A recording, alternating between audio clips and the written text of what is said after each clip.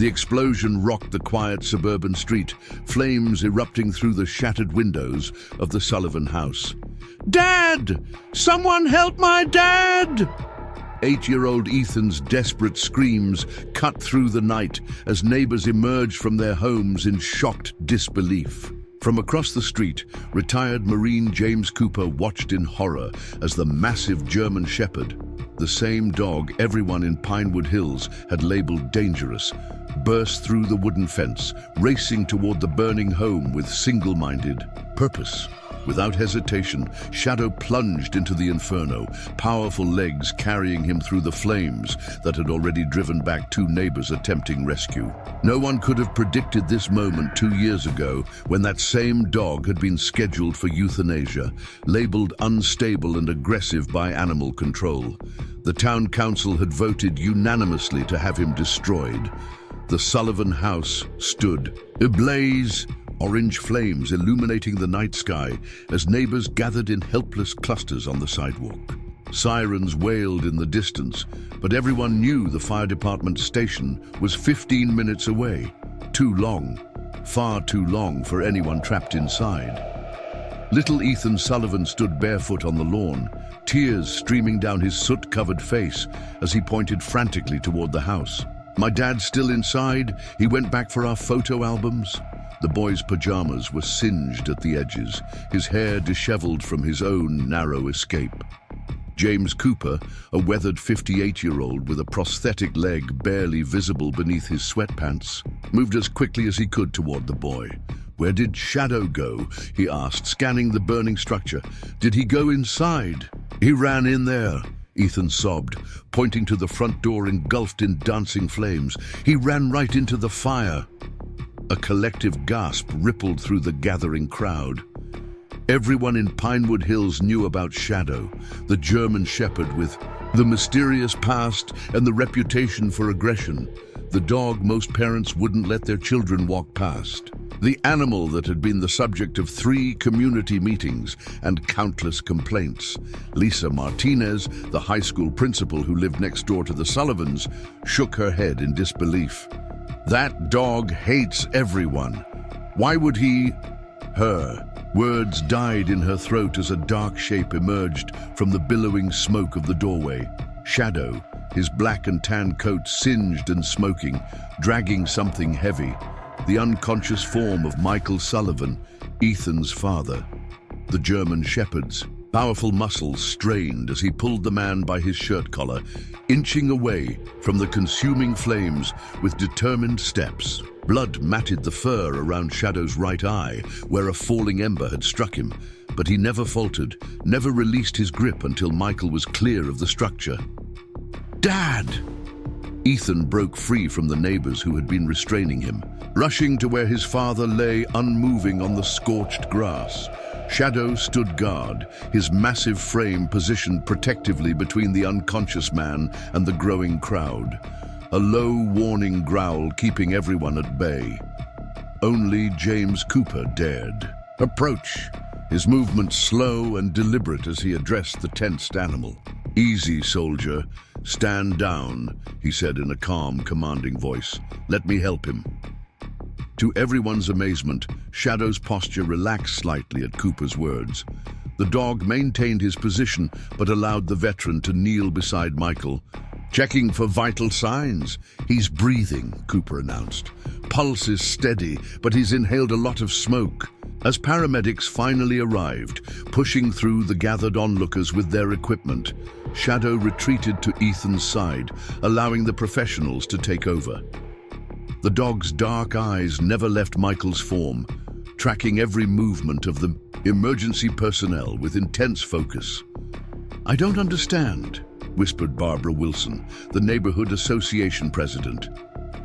"That dog has terrorized this community for 2 years. Now he's rushing into burning buildings to save people?" Cooper watched as paramedics loaded Michael Sullivan onto a stretcher, oxygen mask secured over his face. Ethan climbed into the ambulance, Shadow attempting to follow until a paramedic blocked his path. "The dog can't come," the paramedic said. Firmly, Ethan's face crumpled. "But Shadow saved my dad. He's all alone now. Our house is gone." Cooper stepped forward, his military bearing still evident despite his civilian clothes and the slight limp from his prosthetic. "I'll take him," he said, surprising himself almost as much as the neighbors who turned to stare at him. "Just until your dad recovers." Relief washed over Ethan's face. "Thank you, Mr. Cooper. Shadow's a good dog. He really is." As the ambulance doors closed and the vehicle pulled away, Cooper was left standing in the middle of the street with the German Shepherd everyone in Pinewood Hills feared. Shadow sat at attention beside him, seemingly unconcerned by the whispers and pointed fingers of the neighbors still gathered to watch the fire department battle the remaining flames. Barbara Wilson approached cautiously, her thin lips pressed into a disapproving line. "James, you can't seriously be taking that animal in. He's dangerous. We've had countless complaints. A dangerous dog doesn't run into a burning building to save someone," Cooper replied quietly. "Maybe we don't know the full story here." As Cooper led Shadow across the street to his modest ranch-style home, he couldn't help wondering what he had just committed to. The German Shepherd walked perfectly at heel beside him, never pulling on the makeshift leash Cooper had fashioned from his belt. Not the behavior of an untrained, aggressive animal. Inside his home, Cooper watched as Shadow methodically inspected each room, moving with purpose rather than anxiety. When the inspection was complete, the dog returned to Cooper, sitting at attention before him as if awaiting orders. "Who trained you, boy?" Cooper murmured, noticing for the first time the distinctive patterns of scarring beneath the dog's fur, old wounds that told a story of hardship. "And what happened to you before you came here?" Shadow's ears pricked forward at the sound of Cooper's voice, but his eyes held a wariness that Cooper recognized all too well. It was the same look he'd seen in the eyes of young Marines who'd witnessed too much too soon, a guarded readiness born from trauma. Cooper had lived in Pinewood Hills for 5 years, ever since his medical retirement from the Corps following the IED explosion that took his leg in Afghanistan. He kept to himself, rarely attending community events or engaging with neighbors beyond polite greetings. His solitary existence suited him, offering a buffer against the nightmares and flashbacks that still plagued him. He knew about Shadow, of course. Everyone in the neighborhood did.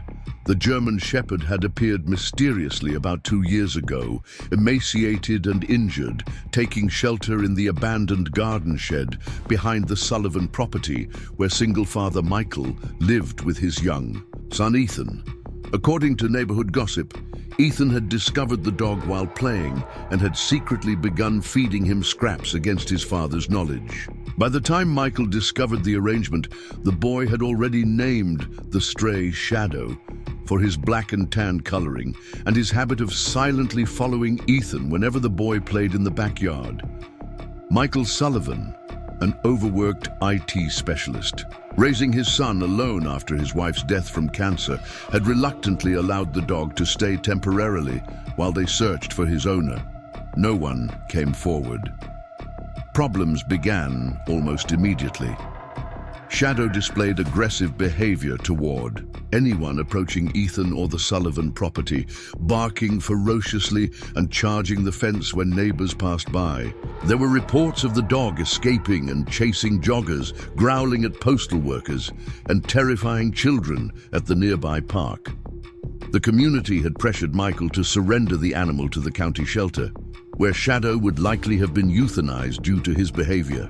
Michael had resisted, insisting that the dog never showed any aggression toward him or Ethan. Cooper had watched the controversy unfold from a distance, never voicing an opinion one way or another. He had attended one community meeting where the dangerous dog situation was discussed, sitting silently in the back row as neighbors recounted fearful encounters, and Barbara Wilson presented a petition demanding action. What had struck Cooper then, though he kept the observation to himself, was the clinical precision of Shadow's so-called aggressive episodes. The dog never actually bit anyone, never crossed the invisible line between threatening and attacking. His behavior seemed calculated to establish boundaries rather than inflict harm, an important distinction that Cooper, with his military experience, recognized but civilian neighbors might not. Now, looking at the German Shepherd sitting at perfect attention in his living room, Cooper wondered what he had missed. This was not some random stray with behavioral issues. Everything about Shadow, from his posture to his methodical room, clearing to his immediate response to Cooper's command at the fire, spoke of sophisticated training. "What are you?" Cooper murmured, reaching slowly to examine the wound near Shadow's eye from the falling ember. The dog allowed the inspection without flinching, dark eyes watching Cooper with intelligent assessment. Military working dog. Police. K9. The burn wasn't serious, but it needed cleaning. Cooper moved to his bathroom, retrieving his first aid kit. Shadow followed, maintaining perfect heel position without being commanded, another telling sign. As Cooper cleaned the wound, he noticed something else buried in the thick fur of Shadow's neck, a small, puckered scar that could have been from a removed microchip. Someone had gone to considerable effort to erase this dog's identity. The realization settled over Cooper with uncomfortable weight. Shadow wasn't just any stray. He was a trained service animal with a deliberately obscured past. And tonight, he had unhesitatingly risked his life to save Michael Sullivan, displaying the kind of courage and dedication that couldn't be faked. Cooper's phone rang, interrupting his thoughts. The caller ID showed Pinewood Hills General Hospital. "Mr. Cooper, this is Nurse Ramirez from the ER. Ethan Sullivan gave me your number. He's been asking about the dog, Shadow." "He's with me," Cooper confirmed. "How's Michael doing?" "Stable condition. Smoke inhalation, second-degree burns on his arms. But he'll recover. The doctor says if he'd been in there another minute..." The nurse paused. "That dog saved his life." "I know," Cooper said quietly. "Tell Ethan that Shadow is fine. I'm taking care of him." After hanging up, Cooper found himself studying the German Shepherd with new interest. Shadow had settled on the floor near the front window, his position offering a clear view of both the street and the main entrance to the house. A tactical choice. "All right, Shadow," Cooper said. "Decision made. Let's figure out who you really are." He had no way of knowing that this night marked the beginning of a journey that would uncover dangerous secrets long buried, or that the bond forming between a damaged veteran and a mysterious dog would ultimately save not just Ethan and his father, but Cooper himself. What Cooper couldn't possibly anticipate was that the same qualities that had made Shadow feared in Pinewood Hills, his vigilance, his protective instincts, his uncompromising assessment of threats, were about to become the neighborhood's greatest asset in the face of a danger none of them yet suspected. The morning after the fire dawned clear and bright, sunlight streaming through Cooper's blinds, in sharp contrast to the chaos of the previous night. Shadow lay alert beside the front door, having maintained his self-appointed guard position throughout the night. His amber eyes tracked Cooper's movements as the veteran prepared coffee, the dog's ears perking up at each unfamiliar sound from outside. "You don't miss much, do you?" Cooper observed, pouring his first cup of the day. Shadow's intense focus reminded Cooper of the military working dogs he'd encountered in Afghanistan. German Shepherds and Belgian Malinois trained to detect explosives, patrol perimeters, and protect their handlers with unwavering loyalty. Those dogs moved with the same economy of motion, the same calculated awareness that Shadow displayed. Cooper's phone buzzed with a text message from the hospital. Ethan had been cleared to leave, but Michael would remain under observation for at least another day. The boy needed someone to stay with until his father was discharged. Cooper stared at the message, conflicted. He valued his privacy, his carefully constructed isolation. Taking in the dog for a night was one thing. Taking responsibility for a traumatized 8-year-old was another entirely. Before he could respond, his doorbell rang. Shadow was instantly on his feet, body tense but not aggressive, positioning himself between Cooper and the potential threat. Through the peephole, Cooper saw Lisa Martinez, the high school principal from next door. Beside her stood a social worker he didn't recognize, clipboard in hand.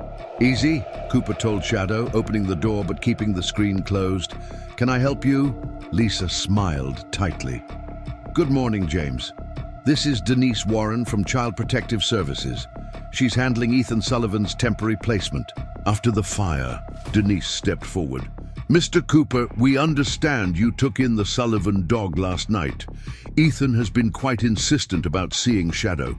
The boy's been through a significant trauma, and the hospital psychologist believes maintaining connection with the dog might help stabilize him emotionally."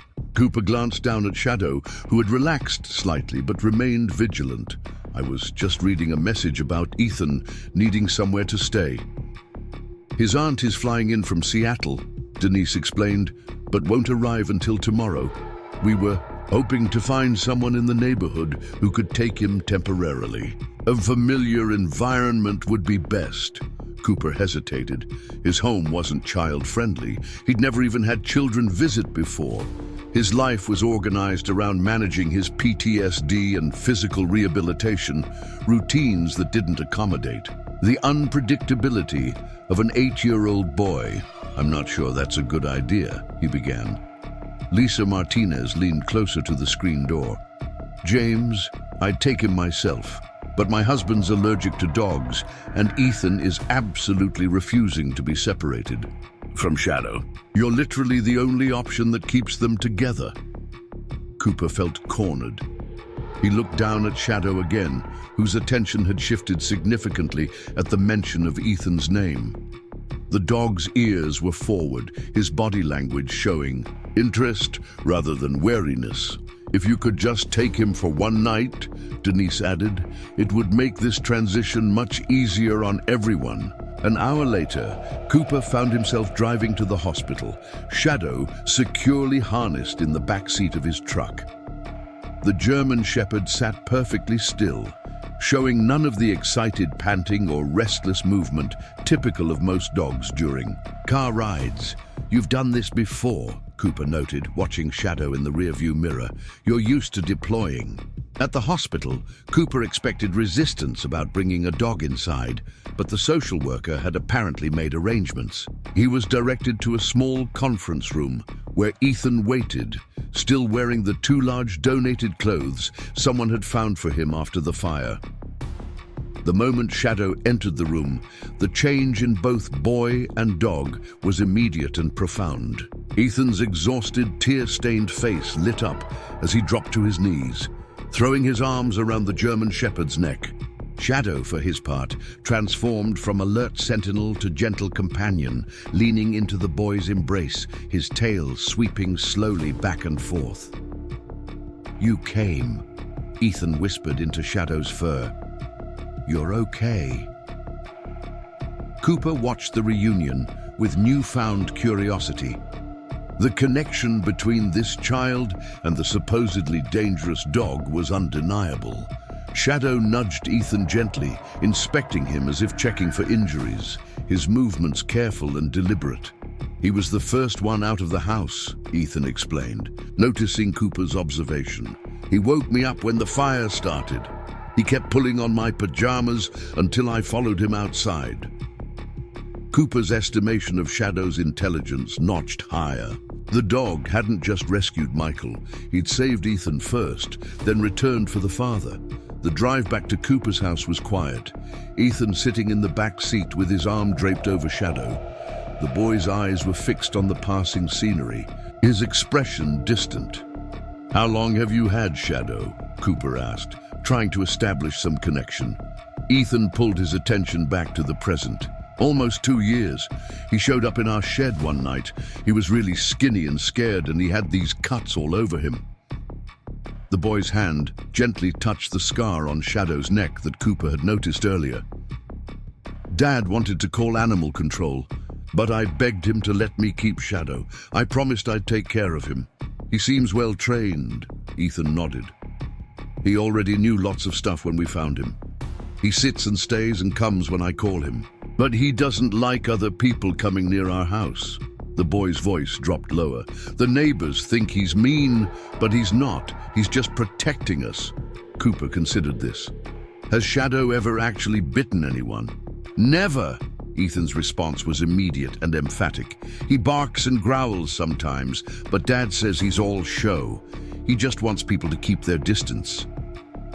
This aligned with Cooper's earlier assessment. Shadow displayed protective behavior that was controlled rather than indiscriminate. The dog established boundaries, but didn't cross them. At Cooper's house, Ethan stood awkwardly in the living room, overnight bag clutched in his hands. The boy had the shell-shocked look Cooper had seen too often in war zones, the vacant stare of someone whose entire world had been upended in an instant. "You can take the guest room," Cooper said, leading the way down the hall. "Bathrooms across. The hall. Are you hungry?" Ethan shook his head. "No, sir. Thank you for letting me stay here." His politeness seemed automatic, a refuge in uncertainty. The guest room was spartanly furnished, a bed, a nightstand, a lamp. Cooper rarely had visitors. Shadow immediately performed the same methodical room inspection he'd done earlier, checking corners and closets before positioning himself near the window. "He always does that," Ethan noted. "Dad says he's securing the perimeter." The casual use of military terminology caught Cooper's attention. "Your dad was in the service?" "No, sir. He works with computers, but he watches a lot of military shows." Ethan sat on the edge of the bed, his small frame looking lost in the space. "Can I see my dad tomorrow?" "First thing in the morning," Cooper promised. "The doctors say he's doing well." That evening, Cooper discovered how ill-equipped he was to care for a child. His refrigerator contained little suitable for an 8-year-old. His television received only basic channels with no child-friendly content. And he owned no games or activities that might distract a boy from the trauma of losing his home. Ethan, however, asked for very little. He picked at the sandwich Cooper made him, answered questions with polite brevity, and spent most of the evening sitting on the floor beside Shadow, his fingers absently stroking the dog's fur. The boy's resilience was both admirable and heartbreaking.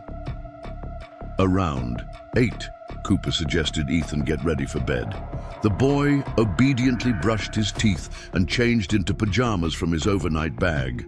But when Cooper turned to leave the guest room, Ethan's composure finally cracked. "What if there's another fire?" The question came out small and frightened. "What if I don't wake up in time?"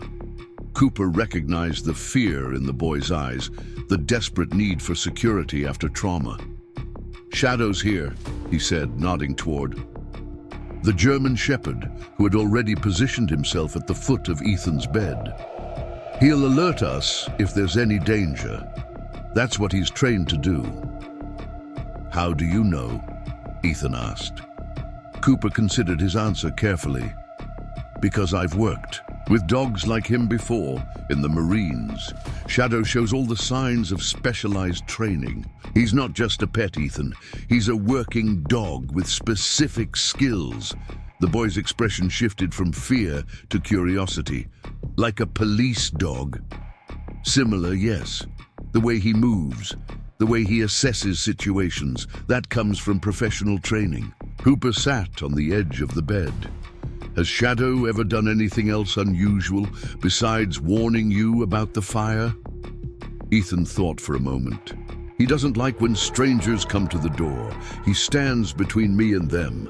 And one time, when I fell off my bike and cut my knee really bad, he ran home and brought my dad to find me." Another piece of the puzzle clicked into place for Cooper.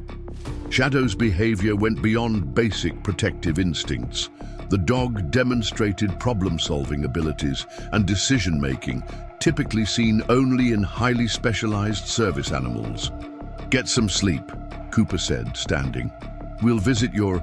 Dad, in the morning, as he turned off the light, leaving the door cracked open, Cooper heard Ethan whisper to Shadow, "You're the best dog ever. You saved Dad. Mr. Cooper thinks you're special, and he knows about army dogs." Cooper returned to his living room, his mind working through the implications of what he'd observed. Shadow's behavior around Ethan, his response to the fire, his immediate recognition of Cooper's military commands, none of it was typical for a random stray. On impulse, Cooper opened his laptop and began searching for news about missing military working dogs. The results were sparse. Such animals were valuable and rarely unaccounted for. He refined his search to include police K9 units in the surrounding states, scanning for any reports of dogs lost in the line of duty. An article from 18 months ago caught his attention. K9 officer presumed dead after river chase. The story described a police dog from the Riverside County Sheriff's Department who had disappeared during the pursuit of suspected drug traffickers. The German Shepherd, named Maverick, had followed a suspect into the swollen Blackwater River and was swept away by the current. Despite extensive search efforts, the dog's body was never recovered. The accompanying photo showed a black and tan German Shepherd with distinctive markings that matched Shadow's with uncanny precision. Cooper stared at the image, then at the date of the incident. The timeline aligned perfectly with when Shadow had appeared in the Sullivans' shed, injured and emaciated. Riverside County was over 200 miles away, but not an impossible distance for a determined animal to travel. If Shadow was indeed the missing K9 officer, why hadn't the microchip led to his identification? The scar on his neck suggested someone had deliberately removed it, but who and why? Cooper's military instincts, dormant for years, began to stir. There was more to this story than a stray dog finding refuge with a kind-hearted boy. If Shadow was Maverick, he might have witnessed something during that final chase, something that made certain people go to extreme lengths to ensure the dog was never found. The sound of footsteps in the hallway interrupted Cooper's thoughts. Ethan stood in the doorway, Shadow at his side. "I can't sleep," the boy admitted. "Every time I close my eyes, I see the fire." Cooper understood this all too well, the way trauma burned itself into memory, replaying whenever defenses were lowered. "Come and sit," he said, making room on the couch. "We can watch TV for a while." As Ethan settled beside him, Shadow took up position at their feet, alert despite the late hour. Cooper switched on an old western, turning the volume low. "Mr. Cooper." Ethan's voice was hesitant. "Do you think our house burning down was an accident?"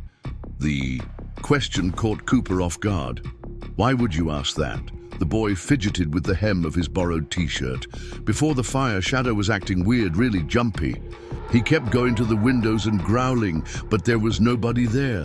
And then right before the explosion, he started trying to push me toward the back door, like he knew something was going to happen. Cooper felt a chill that had nothing to do with the room temperature. "The fire department will investigate," he said neutrally. "They'll figure out how it started." Ethan nodded, seeming satisfied with this answer.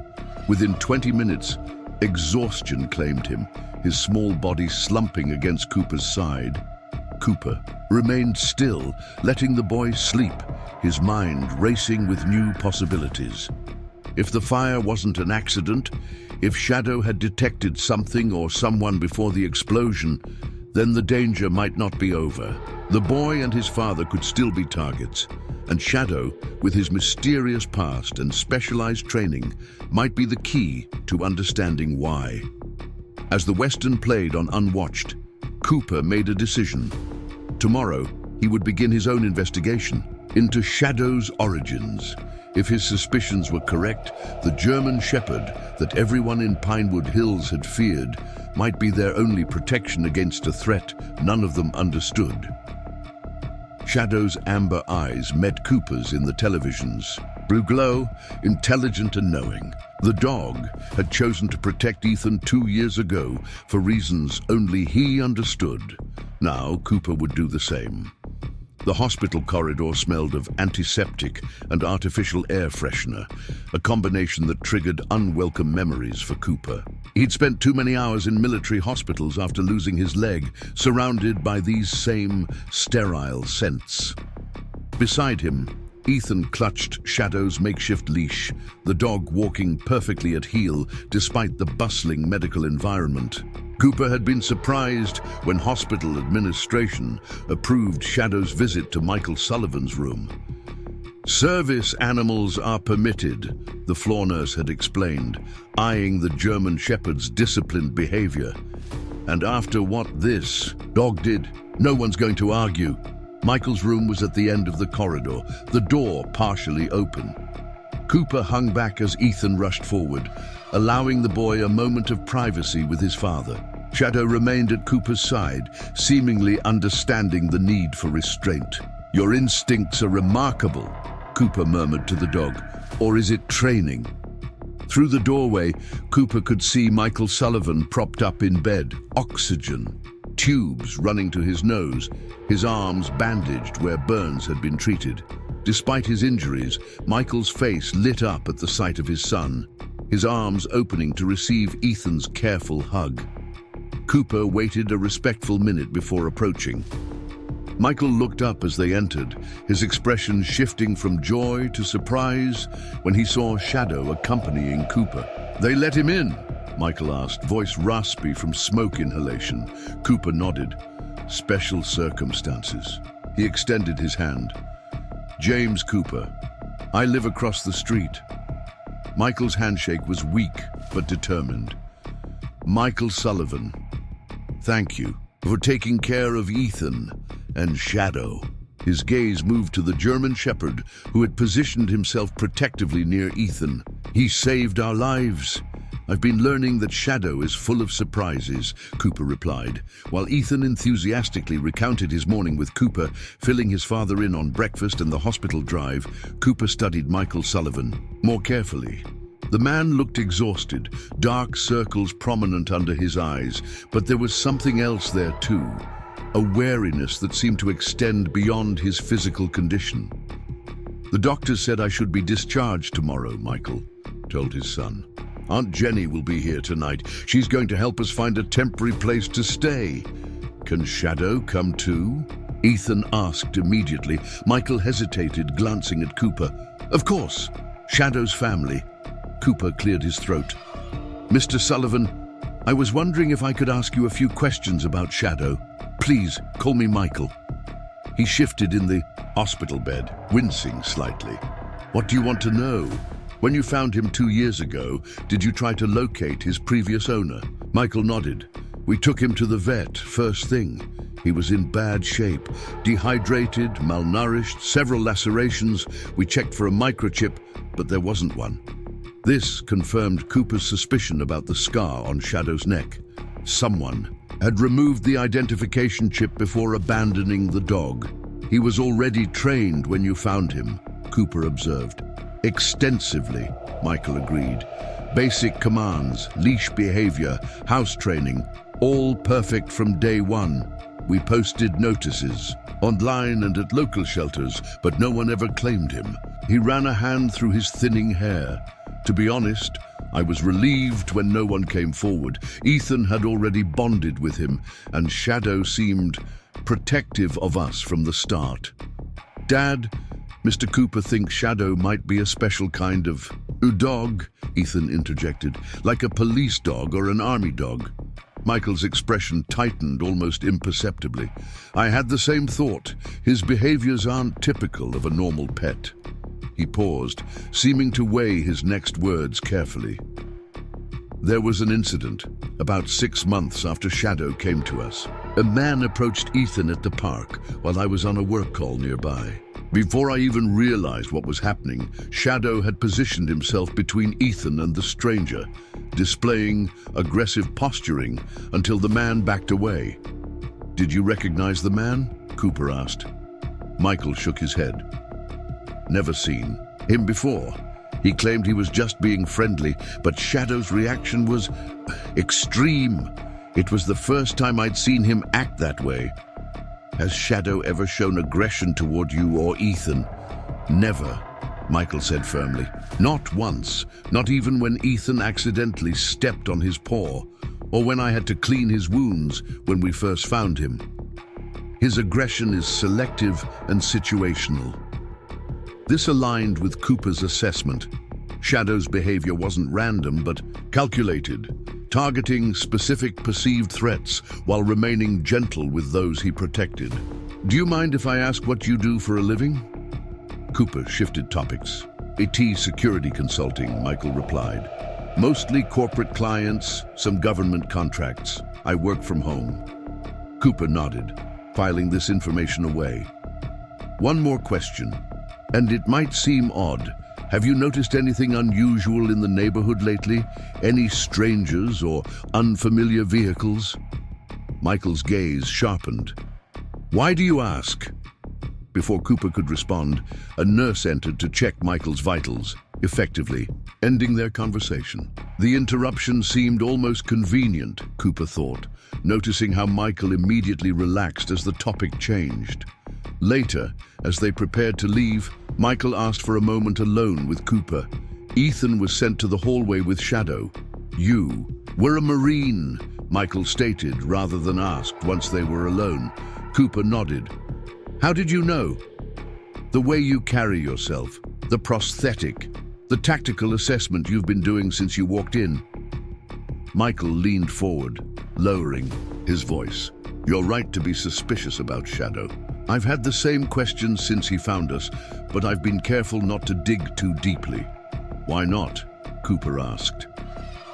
Michael glanced toward the door where his son waited. Because I've started to believe Shadow came to us for a reason, and that reason might be dangerous to understand. He hesitated. The fire department investigator visited this morning. The explosion originated from my home office. They're calling it a gas leak, but you don't believe it, Cooper finished for him. My security system was disabled before the explosion. The cameras went offline simultaneously. Michael met Cooper's gaze directly. That's not coincidence. Cooper absorbed this information, his suspicions solidifying. Does this have anything to do with your work? I don't know, Michael admitted.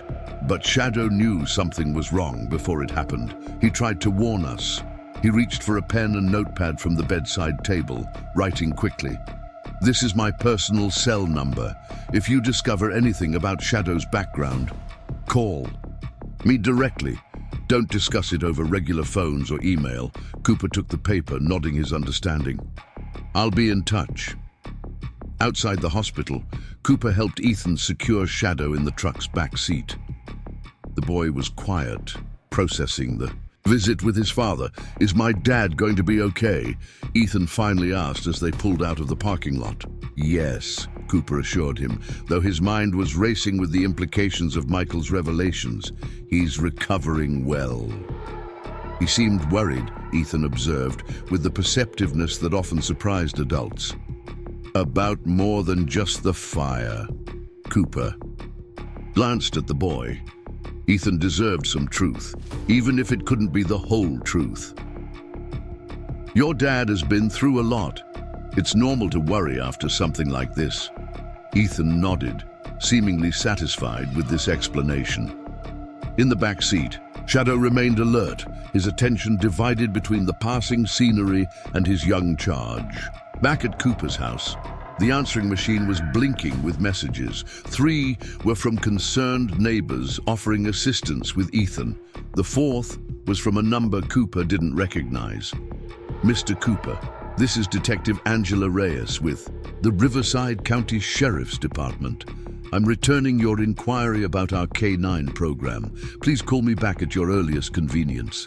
Cooper had left a message with the department before taking Ethan to the hospital, claiming to be researching service dogs for veterans. He hadn't expected such a prompt response. While Ethan settled in the living room with a book Cooper had found on his shelves, an old adventure novel from his own childhood, Cooper stepped onto the back porch to return the call. Detective Reyes answered on the second ring. "This is Reyes. Detective, this is James Cooper. You left me a message about K-9 officers." There was a brief pause. "Mr. Cooper, yes, you mentioned you were researching service dogs for veterans?" "That's right. I'm particularly interested in what happens to K-9s who can no longer serve. Retirement protocols, retraining possibilities." "An interesting topic," Reyes said carefully. "May I ask why you specifically inquired about our department's K-9 program?" Cooper had prepared for this. "I read about an incident involving one of your dogs, a German Shepherd lost during a pursuit about 2 years ago. It caught my attention because I served with military working dogs in Afghanistan." Another pause, longer this time. "That would be K-9 Maverick. He was lost during an operation. His handler was devastated. I'd like to speak with the handler if possible for my research." "I'm afraid that won't be possible," Reyes replied, her tone shifting subtly. "Officer Daniel Royce is no longer with the department." "Retired?" Cooper asked. "Deceased." The word fell heavily between them. "Officer Royce died 6 months after Maverick was lost. Single vehicle accident." Cooper felt a chill.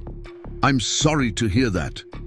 "Mr. Cooper," Reyes continued, her voice dropping slightly, "may I ask where you're calling from?" "Phoenix," Cooper lied smoothly. "I'm conducting interviews throughout the Southwest." "I see." Reyes sounded unconvinced. "Well, if you have further questions about our K-9 program, I suggest you contact the department's Public Information Office. They can provide approved materials." The call ended with Detective Reyes promising to email some general information, but Cooper sensed her initial helpfulness had been replaced with caution. Something about his questions had triggered her professional suspicion. Cooper rejoined Ethan in the living room. Finding the boy had fallen asleep on the couch, the open book across his chest. Shadow lay on the floor beside him, alert despite the quiet afternoon. The dog's eyes tracked Cooper as he carefully removed the book and covered Ethan with a light blanket. "You're not just any police dog, are you?" Cooper murmured to Shadow. "Your handler died after you disappeared. Convenient timing." Shadow's ears perked up at Cooper's tone, his intelligent eyes seeming to understand the significance of the conversation. Cooper's laptop sat on the coffee table. He opened it, careful not to wake Ethan, and began a deeper search into Officer Daniel Royce and the operation where Maverick had been lost. The information was limited. Officer Royce had been a K-9 handler with the department for 7 years. The pursuit where Maverick was lost involved suspected drug traffickers along the Blackwater River. The operation had resulted in 2 arrests, but the primary suspect had escaped. 6 months later, Royce died when his patrol car went off a mountain. Rode late at night, the official report cited excessive speed on a dangerous curve. Cooper dug deeper, searching for any connection between Royce and Michael Sullivan. Nothing obvious emerged, but he did find that Sullivan's IT security firm had held contracts with several law enforcement agencies in California, including the Riverside County Sheriff's Department. The contract had been for upgrading their digital evidence management systems 3 years earlier. A tenuous connection, but a connection nonetheless. As evening approached, Cooper prepared a simple dinner for himself and Ethan.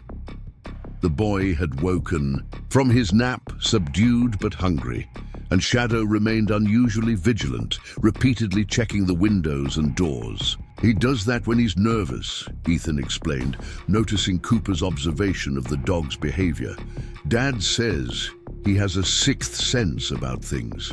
After dinner, as Cooper was washing dishes, his cell phone rang. The caller ID showed Michael. "Sullivan's number, Cooper," he answered, moving to the back porch for privacy. "It's Michael, I need to tell you something important." His voice was low, urgent. The fire investigator came back. They found traces of an accelerant near the point of origin. They're officially classifying it as arson. Cooper absorbed this confirmation of his suspicions. Have they identified any suspects? No, but they're asking questions about my work. My clients, I think they suspect it might be related.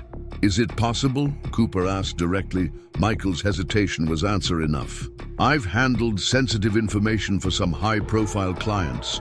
Corporate espionage isn't uncommon in my field. But arson and attempted murder would be extreme, Cooper pointed out. Unless I saw something I wasn't supposed to, Michael replied. Look, I need to ask you something. When I'm discharged tomorrow, I was planning to take Ethan to my sister's place in Seattle until we figure out next steps. But if someone deliberately targeted us, you're worried they might follow? Cooper finished his thought. Yes, and I'm wondering. Michael paused. This is a lot to ask, but would you consider keeping Shadow for a few more days? He'd be safer with you, and honestly, might be safer without us for now. Cooper glanced through the window at Ethan and Shadow in the living room. The boy was showing the dog pictures in a magazine, talking animatedly as if the German Shepherd. He could understand every word. The bond between them was undeniable. Ethan won't want to leave him, Cooper observed. I know, Michael sighed. But I've been thinking about what you suggested. That Shadow might be more than just a stray who found us. What if someone is looking for him? What if that's connected to the fire? The same conclusion Cooper had been reaching. I'll keep him safe, he promised. But I'll need everything you can tell me about how you found him, exactly where, and any unusual incidents since then. I'll tell you everything when I'm discharged, Michael agreed. Just be careful. If Shadow is who you think he might be, there could be people who want to make sure he's never found. After ending the call, Cooper returned to the living room, watching Ethan and Shadow with new concern. The boy had trustingly taken in a stray dog, never imagining it might connect him to dangerous forces beyond his understanding. And the dog had protected him fiercely, possibly at great risk to himself. Tomorrow, Cooper would need to convince Ethan to temporarily leave Shadow behind, a conversation he wasn't looking forward to. But tonight, he would let them enjoy each other's company, this unlikely pair bound by circumstance and mutual devotion. Shadow met Cooper's gaze across the room, as if sensing his thoughts. In the dog's intelligent eyes, Cooper saw something he recognized: determination, loyalty, and a warrior's resolve. Whatever Shadow had witnessed, whatever had brought him to the Sullivan family, the German Shepherd had made his choice to protect them, and now Cooper had made the same choice. Morning arrived with the sound of soft rain against the windows, casting Cooper's living room in a grey light. Shadow stood at the front window, his posture tense as he tracked something outside that caught his attention. Cooper joined him, peering through the blinds to see a black SUV with tinted windows parked across the street. The vehicle hadn't been there the previous evening. Marking territory? Cooper murmured to the dog, who responded with a low, almost inaudible growl. The conversation with Ethan about leaving Shadow behind had gone exactly as Cooper anticipated, poorly. The boy had moved from disbelief to anger to tearful pleading, none of which had been easy for Cooper to witness. Michael's sister Jenny had arrived late the previous evening, a practical woman with Ethan's same blue eyes, but none of his openness. She had been politely thankful for Cooper's assistance, but clearly uncomfortable with Shadow's intimidating presence. He's never left Shadow before, Michael had explained over the phone when Cooper called to report the difficulty. Not since we found him. We'll work it out, Cooper had promised, though he wasn't entirely sure how. Now, as he prepared breakfast for Ethan, Cooper considered his next steps. Michael would be discharged late morning, and the plan was for him to come directly to Cooper's house. From there, Michael, Ethan, and Jenny would drive to Seattle while Shadow remained with Cooper. The separation would be temporary, just until we figure things out, Michael had assured his son, but Ethan remained unconvinced and unhappy. The black SUV still hadn't moved when Cooper looked again 30 minutes later. He committed its license plate to memory, years of military training making the action automatic. Shadow continued his vigil at the window, only breaking his surveillance when Ethan emerged from the guest bedroom, eyes still puffy from crying himself to sleep. "Morning, buddy," Cooper said, setting a plate of scrambled eggs on the table. "Sleep okay?" Ethan shrugged, taking a seat at the table. Shadow immediately moved to his side, resting his head on the boy's lap in a gesture of comfort. "I don't want to leave him," Ethan said quietly, his hand finding Shadow's ear and stroking it absently. Cooper sat across from him. "I know, but it's temporary, and Shadow will be safe with me." "It's not fair," Ethan insisted, pushing his eggs around the plate without eating. "He saved us. We should be taking care of him, not leaving him behind." Cooper considered his words carefully. Sometimes protecting someone means keeping your distance for a while. He thought of his own deployments, the painful goodbyes to protect something greater. "Shadow has my word that I'll protect him until you return." Ethan looked up, his expression serious beyond his years. "You promise? You'll keep him safe?" "Marines. Honor?" Cooper replied, holding the boy's gaze steadily. Something in his tone must have registered with Ethan, who nodded reluctantly before turning his attention to his breakfast. Shadow remained at his side, his watchful eyes occasionally returning to the window where the SUV was still visible. The doorbell rang at precisely 10 o'clock.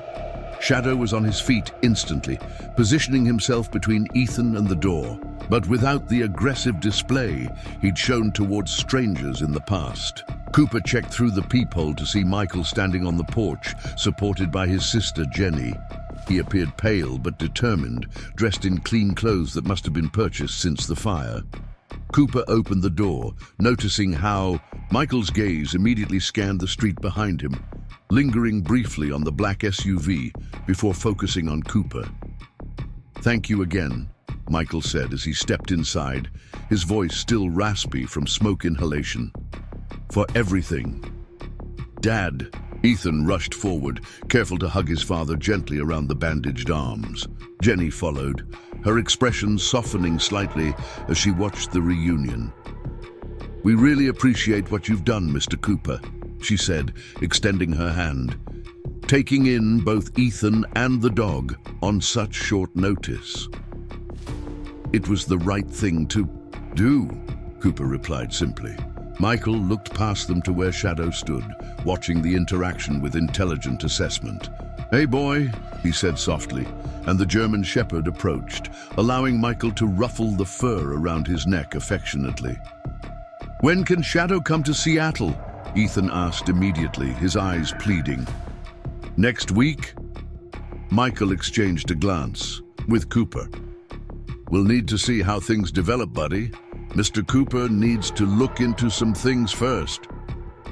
"What things?" Ethan persisted. "Adult things," Jenny interjected with the practiced tone of a parent accustomed to deflecting difficult questions. "Now we should get on the road if we want to make it home by dinner." Cooper could see the storm brewing on Ethan's face, the stubborn set of his jaw, the welling tears. To prevent the inevitable meltdown, he made a decision. "Ethan, why don't you and Shadow spend a few minutes in the backyard saying goodbye while I talk to your dad and aunt about the care instructions for him?" The suggestion provided a temporary reprieve. Ethan led Shadow through the kitchen to the back door, allowing the adults a moment of privacy. Once they were alone, Michael lowered his voice. "The black SUV has been there since dawn. It followed the cab I took from the hospital." Cooper nodded. "I noticed they're not trying to be subtle, which means they want us to know we're being watched," Michael concluded. Jenny looked between them, confusion giving way to alarm. "What are you talking about? Who's watching us?" Michael hesitated, clearly unsure how much to share with his sister. Cooper made the decision for him. "We have reason to believe the fire wasn't an accident," he explained quietly. "And it might be connected to Shadow's background. We think he might be a former police K9 who witnessed something he shouldn't have." Jenny's eyes widened. "Are you serious? Michael, you're putting Ethan in danger over a dog." "The dog saved their lives," Cooper reminded her, twice. First by alerting them to the fire, then by pulling Michael out of the burning house. "That doesn't change the fact that someone tried to kill my brother and nephew," Jenny hissed. "We need to go to the police." "We are," Michael assured her. "But carefully. If Shadow is who we think he is, then someone in law enforcement might be involved." Jenny looked horrified. "This is insane. You're talking about police corruption, murder, all. Based on what? The behavior of a stray dog? A highly trained K9 officer with tactical skills who mysteriously appeared in my backyard 2 years ago after supposedly drowning during a drug bust," Michael corrected. "Whose former handler died in a suspicious accident 6 months later." Cooper watched as Jenny processed this information, her expression shifting from disbelief to reluctant consideration. "What's your plan?" she finally asked. "Get Ethan somewhere safe, with you," Michael replied, "while Cooper investigates Shadow's background more thoroughly." "And you?" "I'm going with you to Seattle, but only for a few days. Then I'll come back to help Cooper." Jenny shook her head. "You're still recovering. You almost died in that fire."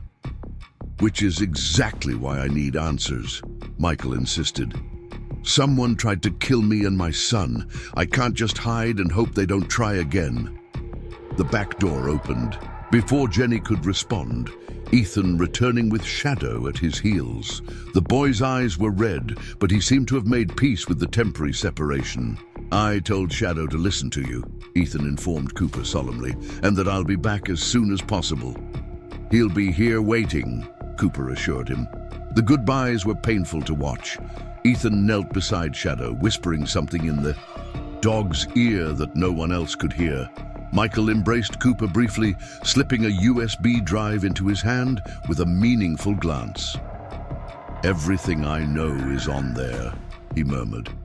"Password is Ethan's birthday." As the three of them prepared to leave, Cooper noticed Shadow's posture change. The German Shepherd moved to the window, his attention fixed on something outside, a low growl building in his chest. Cooper joined him, peering through the blinds to see a man had emerged from the black SUV and was leaning against the hood, making no attempt to conceal his surveillance. The man was tall, with close-cropped hair and the unmistakable bearing of law enforcement or military. "Company," Cooper said quietly to Michael, who joined him at the window. "Do you recognize him?"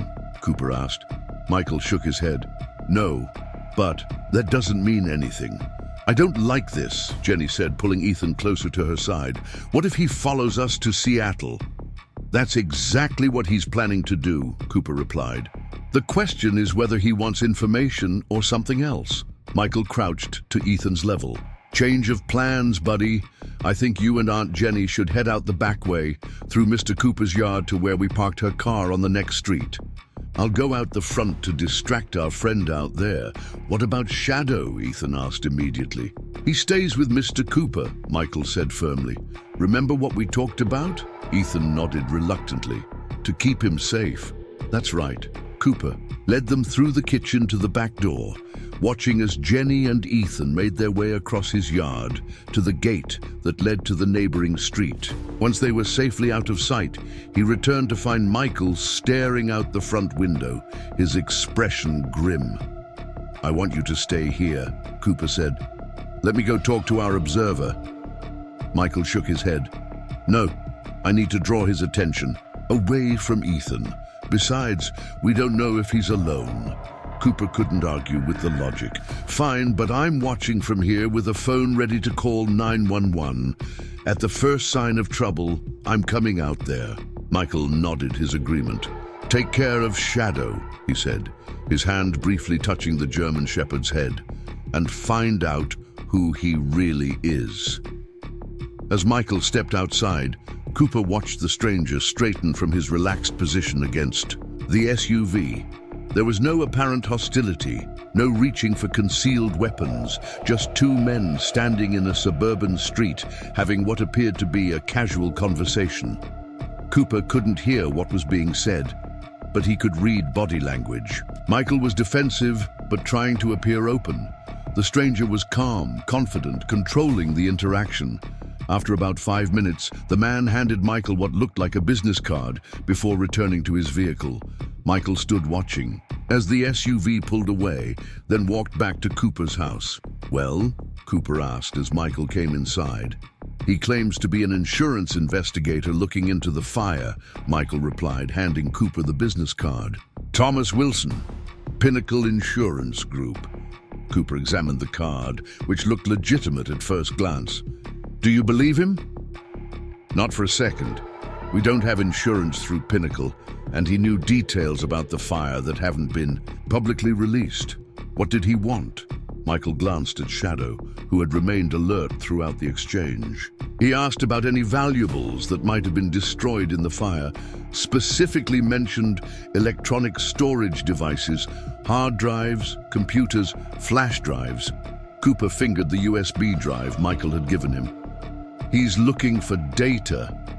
"Exactly. And he made a point of asking about Shadow, whether the dog had been acting strangely before the fire, whether he had any special training. So he knows about Shadow's background," Cooper concluded, "or suspects." Michael checked his watch. "I should go. Jenny and Ethan are waiting." Cooper walked him to the door. "Be careful. If this guy is what we think he is, he won't stop with one conversation. I know, I've set up a secure messaging system on that drive. Use it if you find anything you can't risk saying over the phone." Michael paused at the door. "Take care of each other," he added, glancing back at Shadow. After Michael left, Cooper watched him walk down the street toward where Jenny had parked. Shadow stood beside him, his attention still focused on the spot where the SUV had been parked. "Looks like it's just us now," Cooper told the German Shepherd. "Time to figure out who's really hunting who." Once he was sure Michael had safely departed, Cooper inserted the USB drive into his laptop. The device contained a single encrypted folder that opened when he entered Ethan's birth date. Inside were several documents organized into neatly labeled subfolders: Shadow, Clients, Threats, and Contacts. The Shadow folder contained photos Michael had taken when they first found the dog, showing his injured state and the locations of various wounds. There were also scanned copies of veterinary reports and a detailed document where Michael had recorded all of Shadow's unusual behaviors over the 2 years they'd been together. Cooper opened the Threats folder next, finding a spreadsheet listing unusual incidents over the past year. 3 attempted break-ins at the Sullivan home that had been thwarted by Shadow's alertness, suspicious emails Michael had received containing malware, and a detailed account of the man who had approached Ethan at the park. The Clients folder was the largest, containing redacted contracts and project summaries for various law enforcement agencies and corporate clients. Cooper focused on the Riverside County Sheriff's Department file, finding a detailed overview of the digital evidence management system Michael had helped implement 3 years earlier. What caught Cooper's attention was a note Michael had added. "System vulnerability discovered post-implementation. Reported to Chief Rodriguez directly on 6/15. Vulnerability allowed unauthorized access to evidence files through administrative backdoor. Patched 6/20. The dates were significant. Just 3 weeks before K9 Maverick had disappeared during the drug bust. Cooper closed the laptop and looked at Shadow, who had settled on the floor nearby, his intelligent eyes watching Cooper's movements. "You witnessed something during that drug bust, didn't you?" Cooper said aloud. "Something that made you a liability." Shadow's ears perked up at Cooper's tone, his head tilting slightly as if considering the question. The doorbell rang, interrupting Cooper's thoughts. Shadow was immediately on alert, moving to position himself between Cooper and the potential threat. Through the peephole, Cooper saw Barbara Wilson, the neighborhood association president, standing on his porch with what appeared to be a casserole dish. Cooper sighed, not in the mood for neighborly concern, but opened the door a few inches, keeping Shadow behind him. "Barbara," he acknowledged. What can I do for you? I brought a chicken casserole, she said, holding out the dish. I heard you're watching the Sullivan boys' dog for a while and thought you might need some home cooking.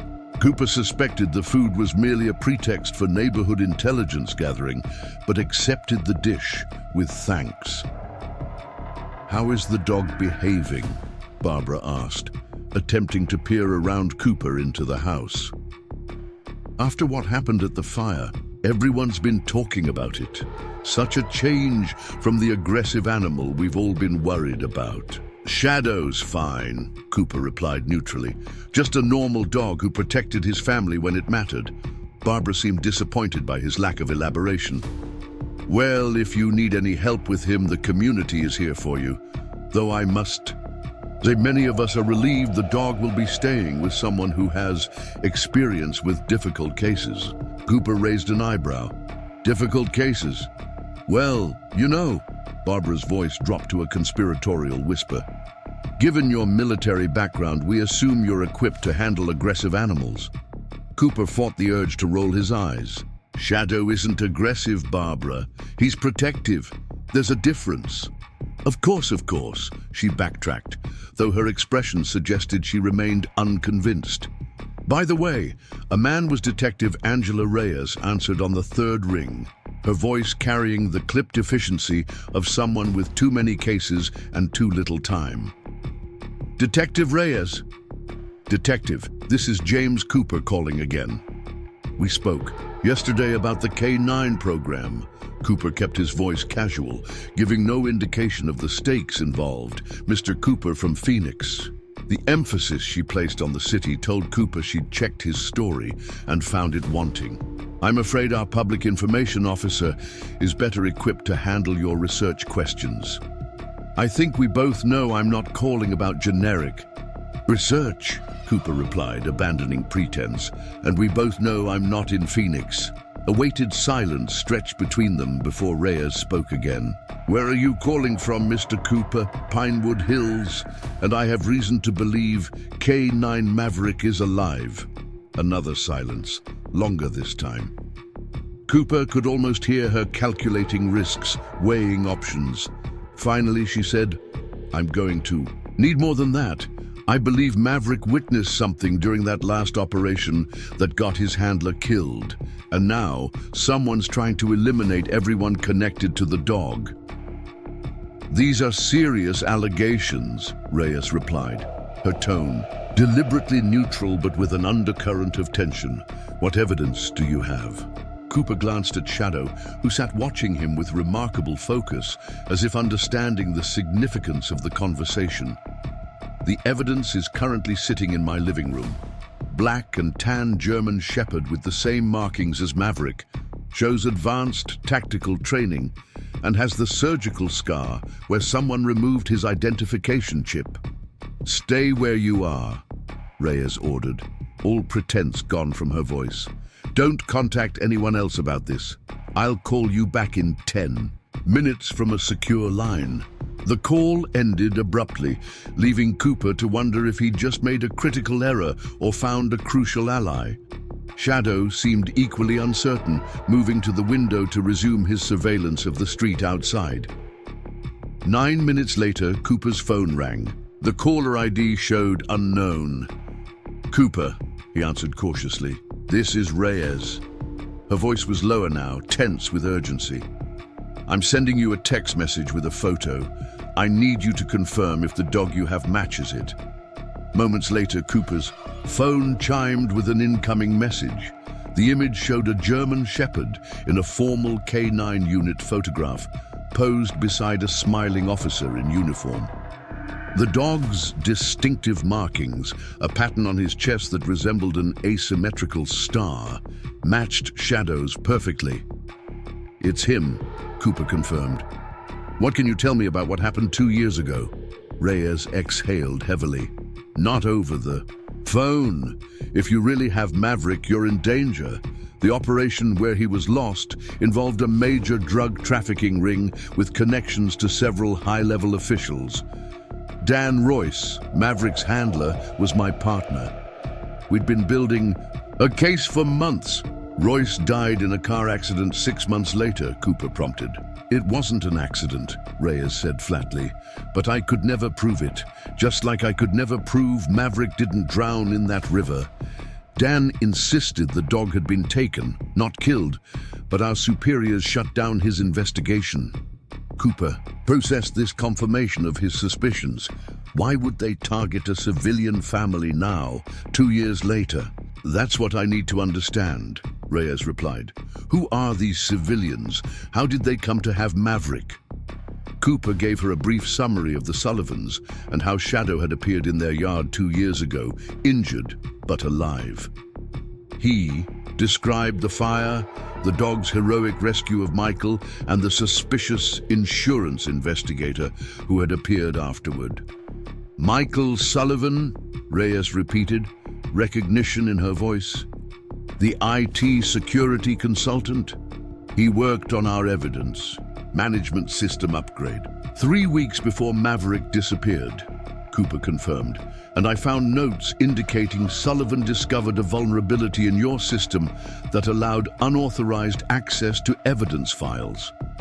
Where is Sullivan now? Headed to Seattle with his son. His house burned down 3 days ago in what's now been confirmed as arson. Reyes was quiet for a moment, then, I need to see Maverick to confirm it's really him. And I need to know who's after him and why, Cooper countered, before they make another attempt on the Sullivans or me. I can drive to Pinewood Hills tomorrow, Reyes offered. Early morning, but I'll be coming unofficially and only after I verify some things on my end. Cooper agreed to the meeting, ending the call with a sense that events were accelerating beyond his control. Shadow had moved from the window to sit directly in front of him, amber eyes watchful and intelligent. Your former partner wants to see you, Cooper told the dog. The question is, can we trust her? Shadow's head tilted slightly, ears forward, as if considering the question. The rest of the day passed quietly, though Cooper maintained a vigilant stance, checking windows periodically and keeping Shadow close. He used the time to review more of Michael's files, focusing on the notes about Shadow's behavior and the security vulnerability Sullivan had discovered in the Riverside County system. As evening approached, Cooper received a secure message from Michael confirming they had arrived safely in Seattle. The message included instructions for accessing a cloud-based backup of Michael's work files in case anything happened to the USB drive. The level of precaution Sullivan had taken indicated he'd been concerned about threats long before the fire. Your boy's safe, Cooper told Shadow as night fell. Now we just need to figure out who's hunting both of you. Cooper prepared a simple dinner, setting aside some plain chicken for Shadow, who accepted it with dignified appreciation. As they ate, Cooper couldn't help but notice how the dog maintained his situational awareness even during meals, pausing occasionally to listen or check the windows. You never really stand down, do you? Cooper observed. After cleaning up, Cooper settled on the couch with his laptop, Shadow lying at his feet. The house was quiet, except for the occasional passing car and the soft hum of the heating system. Cooper found himself growing drowsy, despite his intention to review more files. He was startled awake by Shadow's sudden, alert posture. The German Shepherd stood rigid, ears forward, focused on the back door. There had been no sound that Cooper could detect, but Shadow's reaction was unmistakable. Someone was outside. Cooper moved silently to retrieve the handgun he kept secured in a lockbox by his bed. Shadow followed, movements fluid and purposeful, maintaining position slightly behind Cooper, as if understanding the tactical approach. A faint scraping sound came from the back door, someone testing the lock. Cooper positioned himself against the wall adjacent to the kitchen doorway, gun ready. Shadow stood beside him, body tense but controlled, waiting for commands. The back door opened with a soft click. Cooper could hear the careful footsteps of someone trying to move silently across his kitchen tile. He signaled to Shadow with a hand gesture, pointing toward the intruder. Shadow moved with astonishing speed and silence, rounding the corner into the kitchen. There was a startled curse, something heavy hitting the floor, then the unmistakable sounds of struggle. Cooper followed, weapon ready, to find Shadow pinning a man to the kitchen floor. The intruder wore dark clothing and a ski mask, but what caught Cooper's attention was the specialized tranquilizer gun that had skittered across the tile, not the weapon of a common burglar. "Don't move," Cooper ordered, training his gun on the intruder. "Who sent you?" The man beneath Shadow remained silent, though his eyes darted between Cooper and the dog with a mixture of fear and calculation. Shadow maintained his hold, teeth bared but not breaking skin, a controlled threat. "If you're here for the dog, you obviously know what he's capable of," Cooper continued, "and what he witnessed 2 years ago." The intruder's eyes narrowed slightly, confirmation enough that Cooper's theory was correct. "Here's what's going to happen," Cooper said calmly. "I'm going to call the police, and you're going to wait quietly while Shadow keeps you company.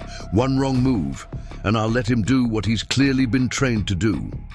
As Cooper reached for his phone, the intruder finally spoke. "You don't want to involve the local police?" His voice was surprisingly educated, almost clinical. "This is far bigger than you understand." "Enlighten me," Cooper suggested, phone still in hand. "That animal is evidence in an ongoing federal investigation," the man replied. "Its recovery is a matter of national security." Cooper's skepticism must have shown on his face because the intruder continued, "Check my inside pocket, left side, slowly." Keeping his weapon trained on the man, Cooper carefully reached into the indicated pocket and removed a leather credential wallet. Flipping it open with one hand, he found an FBI identification card for Special Agent Thomas Wilson, the same name as the supposed insurance investigator who had spoken with Michael. "You could have knocked on the front door if you're really FBI," Cooper pointed out, studying the ID carefully for signs of forgery. "This operation required discretion," Wilson replied stiffly, still pinned beneath Shadow's weight. "The fewer people who know about the dog's recovery, the better. Recovery implies ownership," Cooper said. "Shadow belongs to the Sullivan family now. Its name is Maverick, and it belongs to the Department of Justice," Wilson countered. "That animal witnessed a handoff between a drug cartel representative and a high-ranking official. Its handler was killed to prevent identification of that official." Cooper weighed this information against what he'd learned from Detective Reyes. "So, why go after the Sullivans? They had nothing to do with your operation." Wilson's expression shifted subtly. "Sullivan's IT work gave him access to case files he shouldn't have seen. We believe he's been using the dog as leverage for his own protection." The accusation didn't align with anything Cooper had observed. "About Michael Sullivan or his relationship with Shadow, that's not what I've seen. You've known them for what, 3 days?" Wilson scoffed. "Sullivan is a skilled programmer who discovered he could access and manipulate sensitive data through a backdoor in the system he helped design. When he realized what he had, he went looking for insurance." "And you think Shadow Maverick is that insurance?" Cooper was unconvinced. "We know it is," Wilson insisted. "Sullivan has been using his position to access restricted files for years. He's not the innocent victim he pretends to be." Cooper studied the man carefully, looking for tells of deception. "If that's true, why not arrest him legally? Why burn down his house with his son inside?" "That wasn't us," Wilson said, his tone shifting. "We've been monitoring Sullivan, waiting for him to make contact with his buyers. The fire complicated our operation." "So who set the fire?" Wilson's hesitation told Cooper there was more to the story. "There are multiple interests involved in this case. Not all of them operate within federal jurisdiction." Cooper considered his options. If Wilson was legitimate FBI, holding him at gunpoint was a serious offense. But if he was lying, releasing him could put Shadow and the Sullivans in grave danger. "I'm going to need to verify your credentials," Cooper decided, which means calling your field office. Do that, and you compromise an active investigation, Wilson warned, and potentially sign death warrants for Sullivan and his son. The standoff was interrupted by Shadow's sudden shift in attention. The German shepherd's ears perked toward the front of the house, though he maintained his hold on Wilson. Seconds later, Cooper heard the distinctive crunch of tires on his gravel driveway. Expecting company, Wilson asked, a new tension in his voice. Cooper moved to the window, keeping his gun trained on Wilson. A dark sedan had pulled up, its headlights extinguished. The car's make and model were unremarkable, the kind of vehicle that wouldn't draw attention. Friends of yours? Cooper asked Wilson, whose expression had grown increasingly concerned. If they were, would I be looking worried? Wilson countered. Listen to me carefully, Cooper. If those are who I think they are, we need to move. Now! Convenient timing, Cooper observed skeptically. I'm not joking, Wilson hissed. The cartel has assets everywhere, including law enforcement. They'll kill all of us and the dog. Cooper weighed his limited options. Wilson could be setting an elaborate trap, but the fear in his eyes appeared genuine. Outside, two figures emerged from the sedan, moving with the deliberate caution of professionals approaching a target. Shadow release, Cooper commanded. The German shepherd immediately backed off Wilson, but remained vigilant, eyes fixed on the agent. Stand up slowly. Any sudden moves, and Shadow will take you down again. Wilson complied, rising carefully. We need to get the dog out of here. It's the only living witness that can identify the corrupt official. How convenient that you arrived just before these supposed cartel assets, Cooper replied, still skeptical. I've been monitoring this house. Since Sullivan left, Wilson admitted. I knew the dog was here, and I suspected others were watching too. I came to secure the animal before they could move on it. The sound of footsteps on the front porch forced Cooper's decision. Back door, quietly. Shadow, heel. The three moved. Silently through the kitchen toward the rear exit, Cooper kept his weapon ready, unconvinced by Wilson's story, but unwilling to risk confrontation with the unknown arrivals. Shadow moved with silent efficiency, staying close to Cooper's side. As they slipped into the backyard, Cooper heard the distinct sound of his front door being forced open. Whoever had arrived wasn't bothering with subtlety. My car is 2 blocks north, Wilson whispered as they moved through the darkness. We need to get the dog to a secure location. Cooper made a swift decision. We're not taking your car. Follow me. He led them to his garage, opening the side door manually to avoid activating the electric opener. Inside sat a motorcycle covered with a tarp, a remnant from his pre-injury days that he'd modified to accommodate his prosthetic. You're kidding, Wilson said, eyeing the bike skeptically. They'll be looking for a car, Cooper replied, uncovering the Triumph. Shadow, up. The German shepherd immediately understood, jumping into the motorcycle's sidecar, a modification Cooper had added years ago for gear transport. Cooper handed Wilson a spare helmet. Your choice. Stay and explain yourself to our visitors, or come with us. Wilson hesitated only briefly before pulling on the helmet. This is highly irregular protocol. So is breaking into a private residence, Cooper countered, starting the bike. The engine's rumble seemed thunderous in the quiet neighborhood, but stealth was no longer an option. Hold on. He opened the garage door with a remote and accelerated. Immediately, the bike's powerful engine carrying them down the driveway and onto the street before the men in his house could react. In the rearview mirror, Cooper caught a glimpse of figures rushing onto his front lawn, but they were already turning the corner, putting distance between themselves and the threat. Shadow rode in the sidecar with remarkable composure. His body balanced against the turns, ears flattened by the wind. Cooper navigated the residential streets quickly but carefully, headed for the one place he thought they might find answers. The address Detective Reyes had given him for their meeting. Tomorrow, "Where are we going?" Wilson shouted over the engine noise. "To someone who might actually tell me the truth," Cooper replied, accelerating onto the highway ramp that would take them toward Riverside County.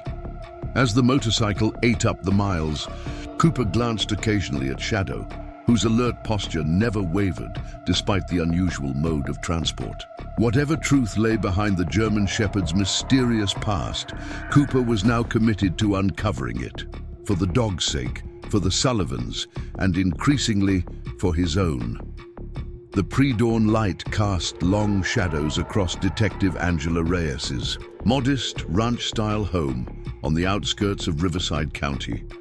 Cooper cut the motorcycle's engine 2 blocks away, coasting silently to a stop behind a row of oleander bushes that provided adequate concealment. The neighborhood was quiet. Most residents still asleep at this early hour. "We shouldn't be here," Wilson hissed, removing his helmet. "Reyes was Royce's partner. She could be compromised." Cooper ignored him, focusing instead on Shadow, who had leapt from the sidecar and was now scanning their surroundings with practiced efficiency. The German Shepherd showed no signs of distress or warning, which Cooper took as a positive indication. "If Reyes was compromised, Shadow would know," Cooper replied, securing the motorcycle. "He recognized your voice back at the house, didn't he? That's why he reacted before you even came through the door." Wilson's expression tightened. "I've been monitoring the Sullivan residence. The dog has heard me before. From a distance, maybe, but he knew exactly who was coming through that door."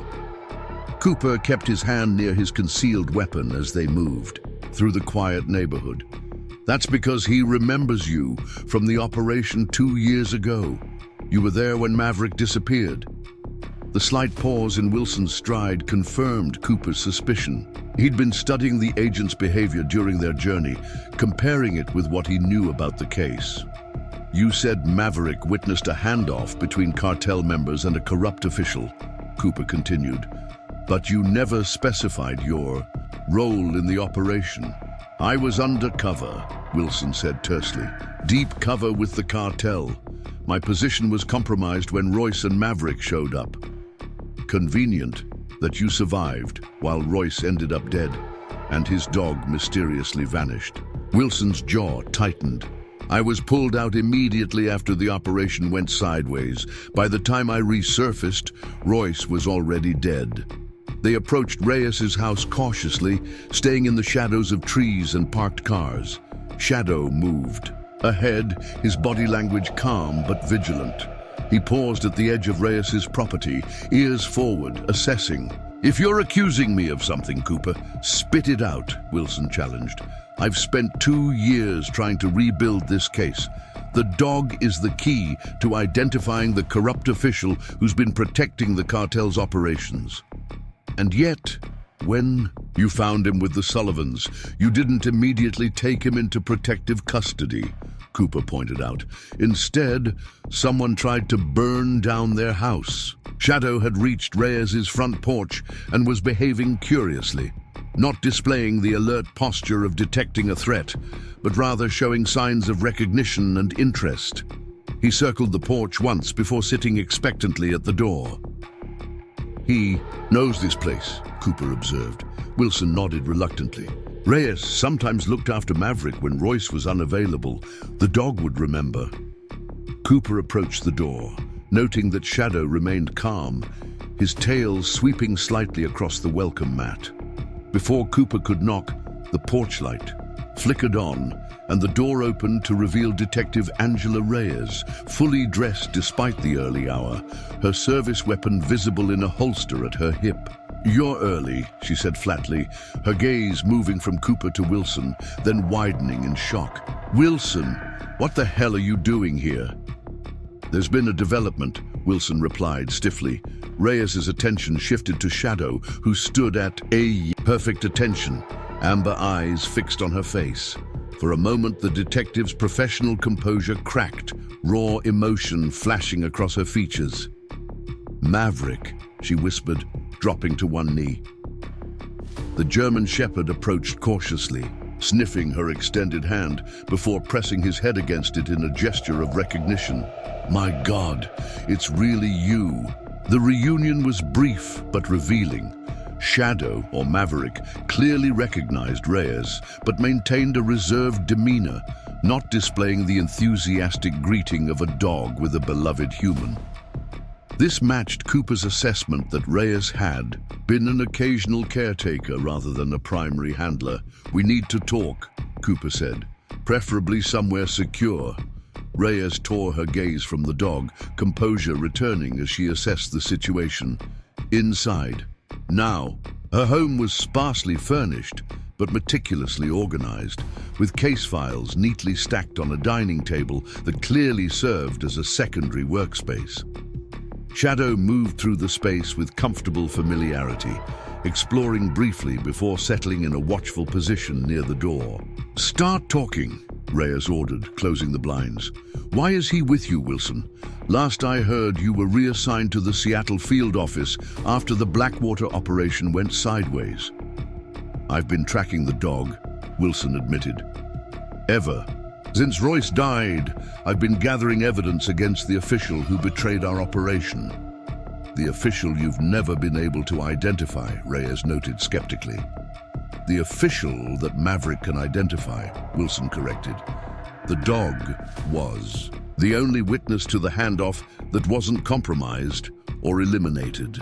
Cooper watched this exchange with interest, noting the underlying tensions. And the Sullivans, how do they fit into this? Reyes turned to Cooper. Michael Sullivan implemented our digital evidence management system 3 years ago. He discovered a backdoor vulnerability that someone had deliberately coded into the system, allowing external access to case files, including files on the cartel investigation, Cooper concluded. Exactly, Reyes confirmed. Sullivan reported the vulnerability to Chief Rodriguez, who ordered it patched immediately. What Sullivan didn't know was that the backdoor had been created by internal request. Someone high up wanted access without leaving digital fingerprints. Wilson picked up the narrative. When the vulnerability was patched, whoever was using it realized they'd been discovered. They needed to find out how much Sullivan knew, so they sent someone to surveillance his home, Cooper reasoned, the pieces fitting together. But they found something unexpected, Reyes continued. A German shepherd that had gone missing during the Blackwater raid. A dog trained to alert on specific scents, including those of key cartel members and their contacts within law enforcement. Shadow's ears perked up as they discussed him, his intelligent eyes tracking each speaker in turn. The official must have recognized Maverick, Wilson added, and realized that if Sullivan connected the dog to the operation, he might piece together who was behind the back door, which still doesn't explain why someone tried to burn the Sullivans' house down 2 years later, Cooper pointed out. Reyes and Wilson exchanged glances. It was Reyes who finally spoke. 2 months ago, Sullivan was contracted to upgrade the BA system again. He would have had access to case files, including updated information on the cartel investigation. They feared he'd made the connection, Cooper realized, especially if he'd figured out Shadow's true identity. Maverick, Wilson corrected automatically. His name is Maverick. Not anymore, Cooper replied firmly. He's been Shadow for 2 years, protecting a family that took him in when he was injured and alone. You don't get to erase that. Before Wilson could respond, Shadow suddenly tensed, his attention shifting to the front of the house. His posture changed dramatically, hackles raised, teeth partially bared in a silent warning. Reyes immediately drew her weapon, moving to the window to peer through a narrow gap in the blinds.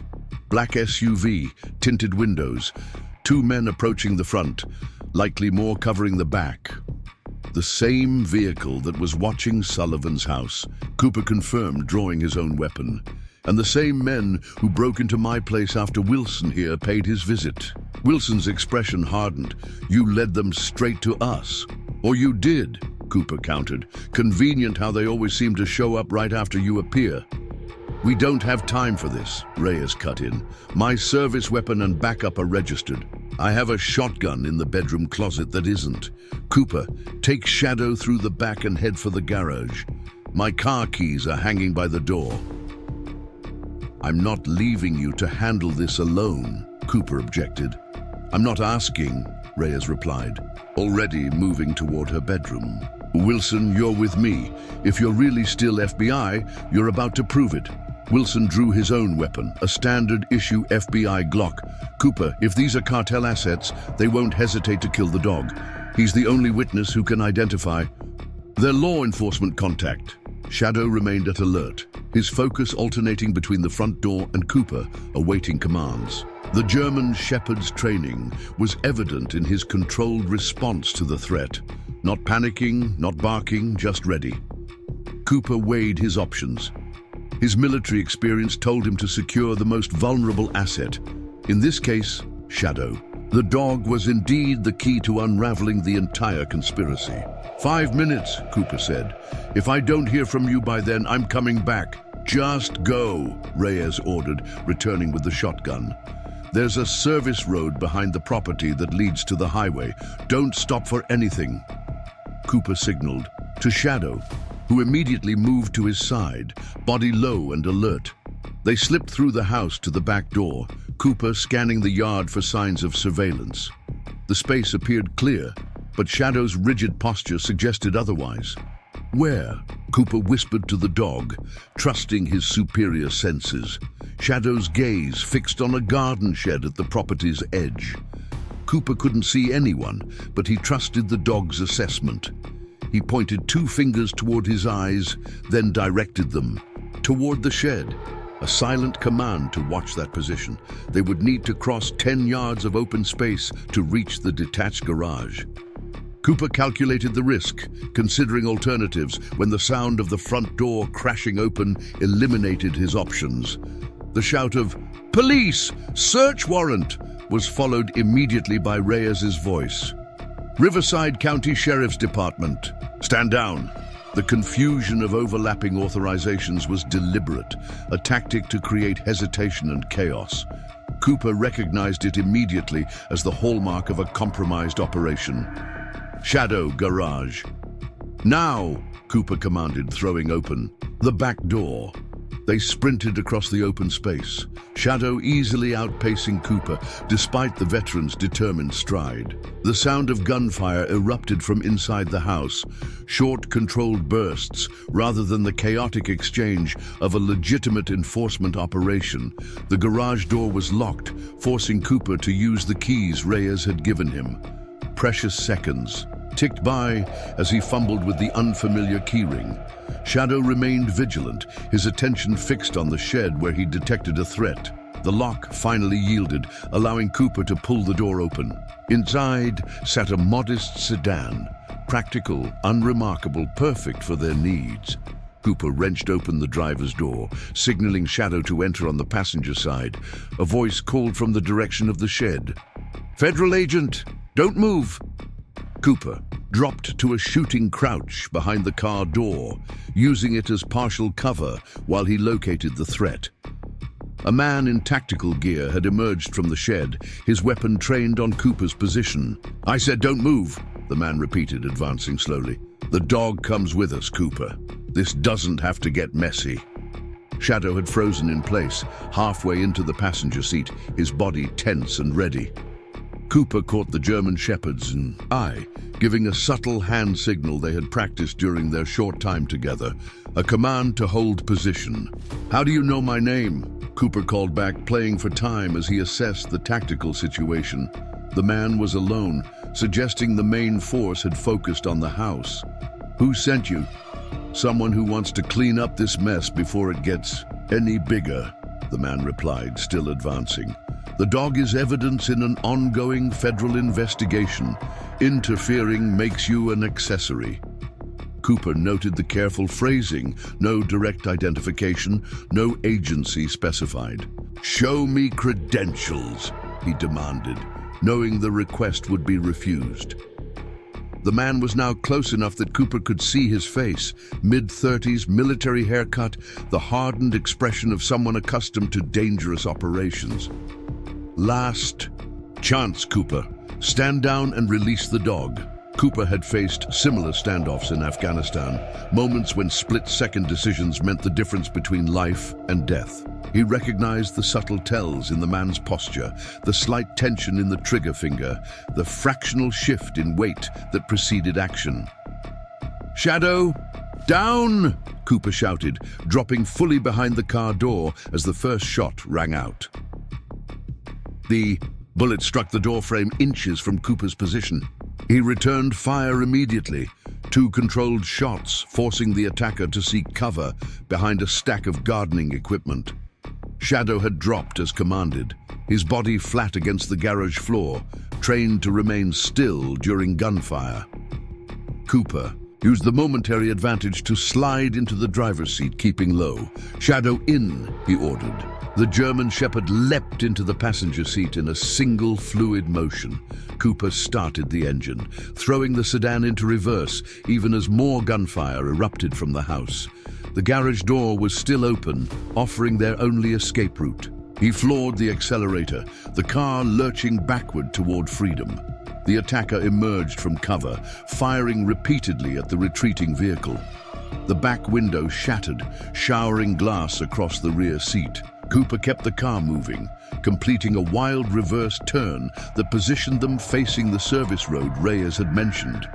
As he shifted into drive and accelerated away, Cooper glanced in the rearview mirror to see 2 figures rushing from the house. Reyes and Wilson, both appearing unharmed. The detective raised her hand in a clear signal. "Go. Get clear." Shadow had maintained perfect composure throughout the chaotic escape, his body braced against the passenger door to maintain balance. Only when they reached the relative safety of the service road did the German Shepherd relax slightly, turning his attention to Cooper as if checking for injuries. "I'm okay, boy," Cooper assured him, reaching over to briefly touch the dog's head. "You did good." The service road connected to a secondary highway that would eventually lead back toward Pinewood Hills, but Cooper had no intention of returning home. Whoever was after Shadow, after Maverick, had proven they had the resources and determination to find them anywhere. Cooper's phone vibrated in his pocket. Keeping one hand on the wheel, he checked the message, a text from Reyes. "Secure line only, head north, contact follows." 30 seconds later, another text arrived with a phone number and a single-use encryption code. Cooper memorized both, then deleted the messages. Years of military operations had taught him the value of communication security. 10 miles up the highway, Cooper pulled into a gas station, positioning the car out of direct sight from the road. He used the burner phone Reyes had provided to dial the number, entering the encryption code when prompted. Reyes answered immediately. "Cooper status? Clear for now. Shadow's unharmed. Wilson's compromised," she said without preamble. "He fired on me when the breach team entered. Claimed he thought they were cartel, but his shot was too deliberate." Cooper wasn't surprised. "Where is he now?" "Escaped during the confusion. The breach team scattered when I identified myself and called for backup." "This goes higher than I thought, Cooper. They had genuine federal credentials or good enough fakes to fool a cursory check." "What's the play?" Reyes hesitated before answering. "I have a contact in the Office of Inspector General, someone I trust. I'm going dark to reach them securely." "And Shadow? What about the Sullivans?" "Keep moving," Reyes advised. "I'll contact you when I have a secure location. And Cooper, watch your back. If Wilson surfaces again, assume he's hostile."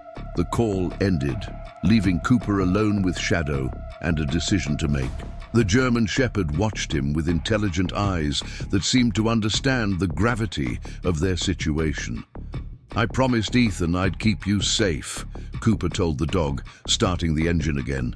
"And I promised Michael I'd find the truth.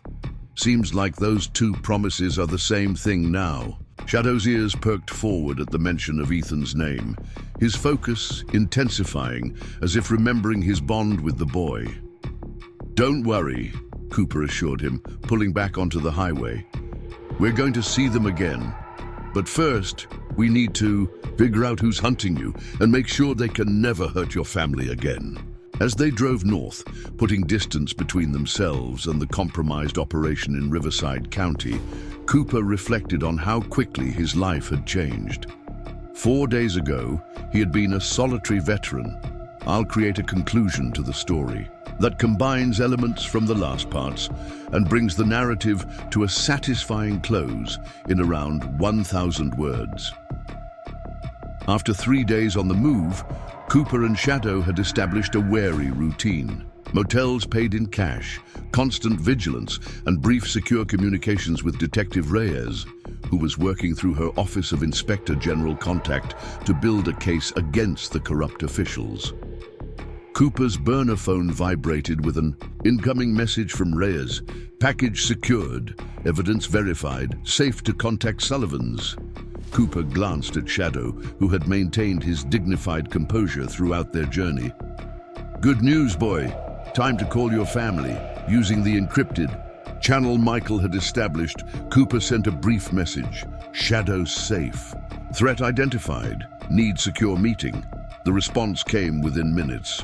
"Seattle, Roosevelt Hotel, room 712, tomorrow noon." "What do you think?"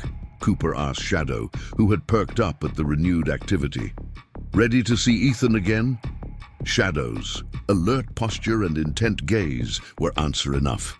They drove through the night, Shadow occasionally dozing but mostly keeping watch, his training evident even in exhaustion. Cooper found himself reflecting on how quickly this dog had earned his complete trust, a rare achievement since Afghanistan. The Roosevelt Hotel was upscale enough to have security, but not so exclusive as to draw attention. Cooper parked 2 blocks away, scanning the surroundings for surveillance. Shadow performed his own assessment, nose working the air currents methodically before giving what Cooper had come to recognize as his all-clear signal. Room 712 revealed a reunion that squeezed even Cooper's hardened heart. Ethan broke from his father's restraining hand the moment the door opened, launching himself at Shadow with tearful joy. The German Shepherd transformed from vigilant protector to gentle companion in an instant, tolerating the boy's enthusiastic hugs with dignified patience. "You kept him safe," Michael said simply, extending his hand to Cooper. "He kept me safe too," Cooper replied honestly. Michael looked better than when Cooper had last seen him, the burns healing, his eyes clearer.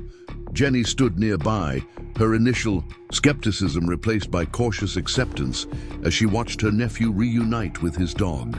"Detective Reyes contacted me," Michael explained, once Ethan and Shadow had settled on the floor, the boy excitedly recounting their separation to the attentive dog.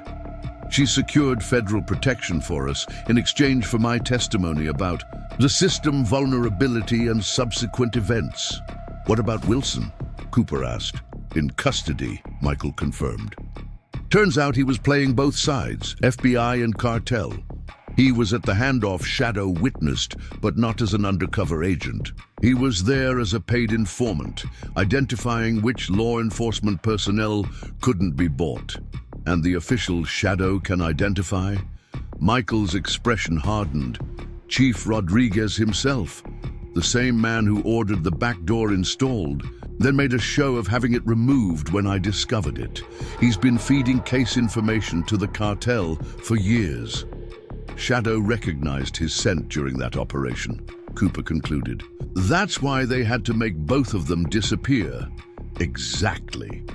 Rodriguez arranged for Shadow to be lost during the raid, then had Royce killed when he wouldn't stop investigating. What no one counted on was Shadow's determination to survive, or Ethan's compassion when he found him.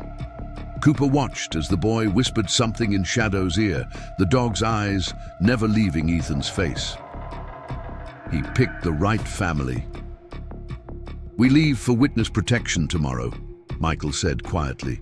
"New identities, New location. It's the only way to ensure our safety until the trials conclude. The implications settled heavily on Cooper.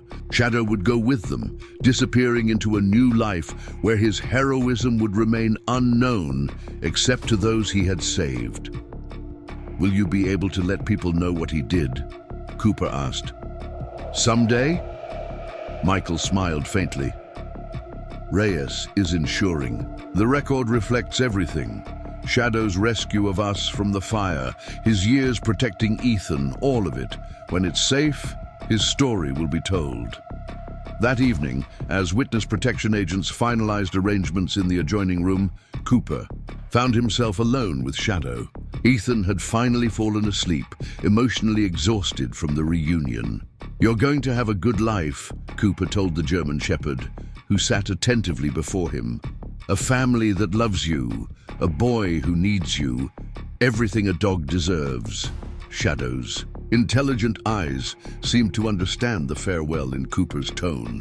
He moved closer, resting his head briefly on Cooper's knee, a gesture of connection the stoic dog rarely offered. "I know," Cooper acknowledged, running his hand along Shadow's fur. "I'll miss you too, soldier." Morning brought the final preparations. Witness protection agents reviewed protocols with Michael and Jenny, while Ethan remained glued to Shadow's side, as if fearing another separation. "What will you do now?" Michael asked Cooper as they watched the boy and his dog. Cooper considered the question. His isolated existence in Pinewood Hills felt distant now, like a chapter already closed. "Reyes offered me a consulting position with her task force," he admitted. "They're continuing to unravel the cartel's law enforcement connections."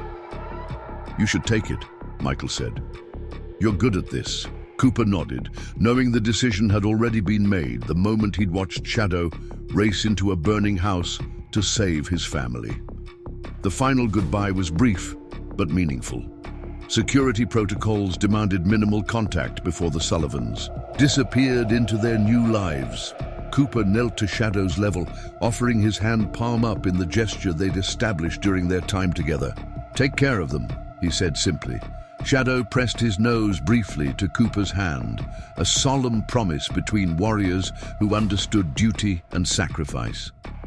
As the Sullivans departed in their government escort, Cooper watched until they disappeared.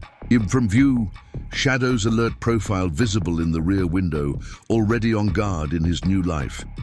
2 years later, Cooper would receive an unmarked envelope containing only a photograph. A boy, now taller, his arm around a dignified German shepherd, with a distinctive star pattern on his chest. No note was included, none needed. Shadow had found his purpose protecting a boy who had once sheltered him. And in helping them, Cooper had found his own path forward, healing wounds deeper than the one that had taken his leg in Afghanistan. Some bonds forged in crisis and tempered by shared purpose transcend words. The bond between a boy and his dog, between a man and his mission, between those who protect and those who recognize the honor in that protection. Sometimes to truly heal, we must first shelter another in their moment of need. To wrap up this touching and inspiring story, I'd like to invite you, our listeners, to subscribe to our channel for more heartwarming tales of courage, loyalty, and unexpected heroes. If you enjoyed Shadow's journey from misunderstood stray to heroic protector, and Cooper's transformation from isolated veteran to determined guardian, please hit that subscribe button so you never miss our weekly stories. Each week, we bring you true accounts of extraordinary bonds between humans and animals, moments of bravery in the face of danger, and the remarkable ways lives can intertwine to create something greater than the sum of their parts. Leave a comment, sharing your thoughts on Shadow and Ethan's story, or tell us about a special animal that changed your life. And if this story touched your heart, please share it with someone who might need a reminder that sometimes the beings we rescue end up rescuing us in return. Until next time, Remember that true courage often comes in unexpected forms, and sometimes the most powerful connections are formed when we open our hearts to those who need shelter.